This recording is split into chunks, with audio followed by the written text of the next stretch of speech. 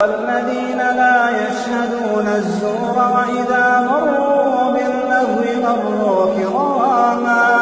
والذين إذا ذكروا بآيات ربهم لم يخروا عليها صما وعميانا والذين يقولون ربنا هب لنا من أزواجنا وذرياتنا قرة أعين